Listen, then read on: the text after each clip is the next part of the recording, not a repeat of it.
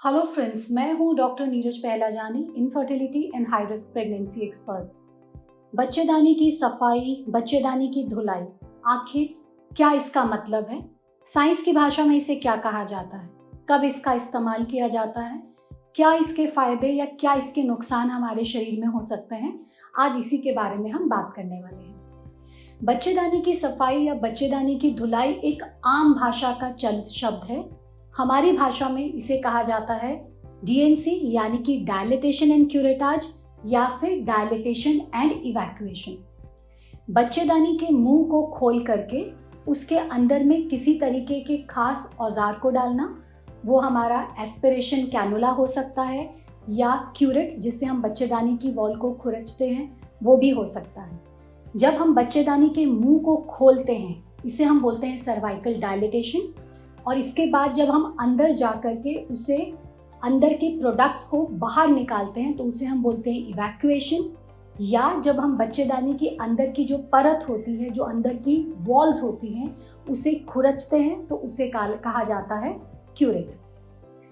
आम भाषा में इसे सफाई या धुलाई इसलिए कहा जाता है क्योंकि अक्सर अगर कोई प्रेगनेंसी खराब हो गई है जिसे हमें बच्चेदानी से बाहर निकालना है तो इस प्रक्रिया का इस्तेमाल किया जाता है।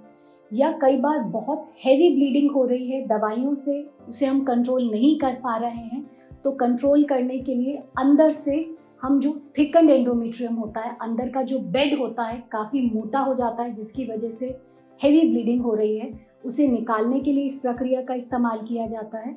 या कभी कभी पुराने ज़माने में, आज से तकरीबन 25-30 साल पहले, जिसे बच्चा नहीं ठहरता था उन्हें ये समझाने के लिए कि हम आपकी बच्चेदानी की धुलाई कर देंगे तो उससे स्पर्म यानी कि अब जो मेल गेमीट्स है वो अंदर अच्छे से जा पाएंगे, एग और स्पर्म मिलने का रास्ता अच्छे से बन जाएगा जिससे बच्चा ठहरने में आसानी होगी। तो ये समझाने के लिए बच्चेदानी की सफाई या बच्चेदानी की धुलाई जैसी भाषा का इस्तेमाल किया जाता है, जबकि ऐसा इस तरीके से एग्जैक्टली साइंस में नहीं होता है, लेकिन हाँ, समझाने के लिए इस तरीके की भाषा का इस्तेमाल करना कभी कभी ज़रूरी हो जाता है।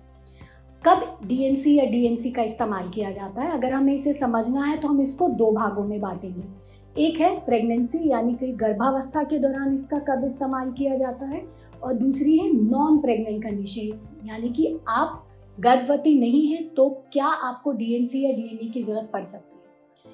प्रेगनेंसी में अगर आप इस गर्भ को नहीं रखना चाहती हैं और दवाइयों के ज़रिए गर्भ को नहीं गिराया जा सकता है, या आपने दवाइयों का इस्तेमाल करके गर्भ को गिराने की कोशिश तो करी लेकिन उससे गर्भ पूरे तरीके से नहीं गिर पाया है, अंदर कुछ कण या कुछ हिस्से रह गए हैं, तो ऐसे में हम लोग डीएनए का इस्तेमाल करके यूट्रस को अंदर से क्लीन कर देते हैं। कभी कभी प्रेगनेंसी डिफेक्टिव होती है यानी कि उसमें धड़कन नहीं आई है, बच्चा पूरे तरीके से बना नहीं है, या एक बार धड़कन आ गई उसके बाद चली गई, आपने अल्ट्रासाउंड कराया और देखा कि बच्चे की धड़कन नहीं चल रही है, तो ऐसे में भी ये प्रेगनेंसीज को अबॉर्ट करना, यूट्रस को क्लीन करना ज़रूरी हो जाता है, तब भी हम डीएनए का इस्तेमाल करते हैं।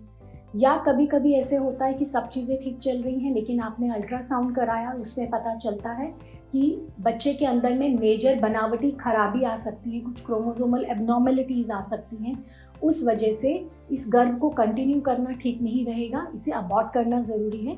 तो अगर आप पहली तिमाही में यानी कि 10 या 11 हफ्ते तक की मैक्सिमम अगर प्रेगनेंसी है तो डीएनए का इस्तेमाल करके हम उस गर्भ को गिरा सकते हैं, उस डिफेक्टिव प्रेगनेंसी से भी हम लोग अपने आप को फ्री कर सकते हैं। जो नॉन प्रेग्नेंट कंडीशंस हैं जहाँ पे हमें इसका इस्तेमाल करने की ज़रूरत आती है, वो है सबसे पहली हैवी ब्लीडिंग। कई बार बहुत ज़्यादा हैवी ब्लीडिंग हो जाती है और उसे मेडिसिन से कंट्रोल करना पॉसिबल नहीं हो पाता है। अक्सर ये जो ब्लीडिंग की वजह होती है वो होती है थिकन्ड एंडोमेट्रियम। थिकन्ड एंडोमेट्रियम का क्या मतलब होता है कि हर महीने हार्मोनल चेंजेस के चलते बच्चेदानी की अंदर में एक परत बनती है जिसे हम बोलते हैं एंडोमेट्रियम। ये वो बेड होता है जहाँ पे प्रेगनेंसी टिकती है। अगर कोई लेडी प्रेग्नेंट होती है तो ये एंडोमेट्रियल बेड जो है वो बना रहता है। अगर प्रेग्नेंट नहीं होती है तो इस एंडोमेट्रियम का झड़ना ज़रूरी होता है, और जब ये झड़ता है तो उससे ब्लीडिंग होती है जिसे हम लोग मेंस्ट्रुअल ब्लीडिंग या मासिक धर्म बोलते हैं। लेकिन कभी कभी कुछ महिलाओं में ये जो एंडोमेट्रियम है बहुत ज़्यादा थिक हो जाता है, बहुत ज़्यादा मोटा हो जाता है। इसका जो एक मेन जो वजह होती है वो होती है हार्मोनल इम्बैलेंस।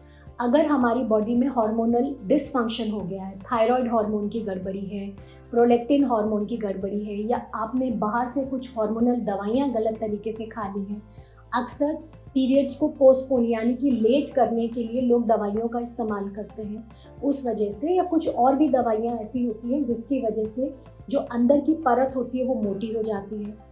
या कभी कभी जब पीरियड स्टार्ट होने वाले रहते हैं तो हमारा जो सिस्टम है वो नए बदलावों को सही तरीके से अडेप्ट नहीं कर पाता है, तो उसे समझ में नहीं आता है कि कितने हार्मोन पे हमको कितनी परत बनानी है।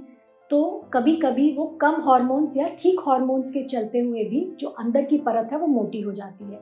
ऐसा खासकर जब पीरियड स्टार्ट होते हैं जिसे हम बोलते हैं प्यूबर्टी, उस समय पे, या जब पीरियड बंद होने वाले होते हैं जिसे हम बोलते हैं मेनोपॉजल फेज, उस दौरान हार्मोनल डिसफंक्शंस का होना बहुत कॉमन है। ऐसे में प्यूबर्टी मेनोरेजिया का होना या पेरीमेनोपॉजल हेवी ब्लीडिंग का होना बहुत आम बात होती है। तो कई बार मेडिसिन से हम इस थिक एंडोमेट्रियम को कंट्रोल नहीं कर पाते हैं, ब्लीडिंग को कंट्रोल नहीं कर पाते हैं, तो उसे हमें आर्टिफिशियल तरीके से निकालना पड़ता है। तो ऐसे में हम डीएनसी का इस्तेमाल करते हैं। या कभी कभी ये अगर आपके पीरियड्स बहुत डिस्टर्ब हो रहे हैं, उसमें कोई पैटर्न नहीं है, ऐसा क्यों हो रहा है, ये जानने के लिए हमें अंदर से बायोप्सी करनी ज़रूरी होती है।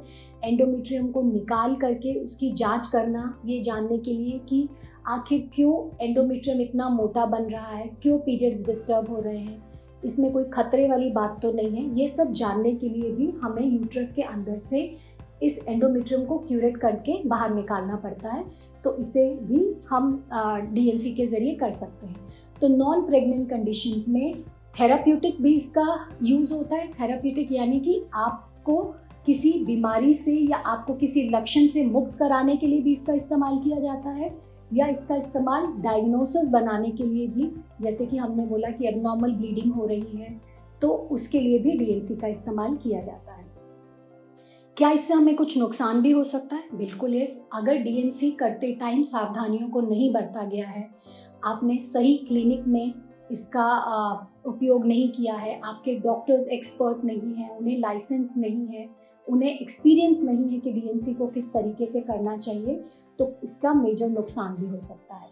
इसके नुकसान इमीडिएट यानी कि तुरंत भी दिखाई दे सकते हैं और लेट भी हो सकते हैं। अगर हम तुरंत नुकसान के बारे में बात करें तो ब्लीडिंग ज़्यादा हो सकती है, यूट्रस में छेद जिसे हम बोलते हैं परफोरेशन, अगर इंस्ट्रूमेंट सही तरीके से नहीं घुसाया गया है या उसका इस्तेमाल टेक्निक का सही तरीके से नहीं किया गया है तो यूट्रस को इंजरी हो जाती है या परफोरेशन हो जाता है। अगर साफ़ सफाई का ध्यान नहीं रखा गया है, इंस्ट्रूमेंट्स क्लीन नहीं है, वजाइनल पार्ट प्रिपरेशन अच्छे से नहीं किया गया है, तो ऐसे में इन्फेक्शन होने का रिस्क भी रहता है।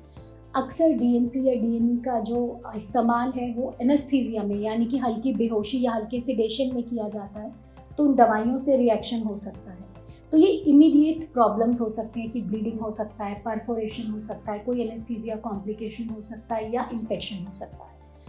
लेट जो इसके कॉम्प्लिकेशंस होते हैं वो अक्सर अगर हम ज़रूरत से ज़्यादा बच्चेदानी की वॉल को खुरच देते हैं या अगर इमीडिएटली बहुत ज़्यादा इन्फेक्शन डीएनसी के बाद हो गया जिसे सही तरीके से क्योर नहीं किया गया, तो ऐसे में जो बच्चेदानी के अंदर की जो लेयर होती है उसको परमानेंट नुकसान हो जाता है, वो अंदर से चिपक जाती है। इसे हम बोलते हैं एशरमैन सिंड्रोम, अंदर जाले से बन जाते हैं।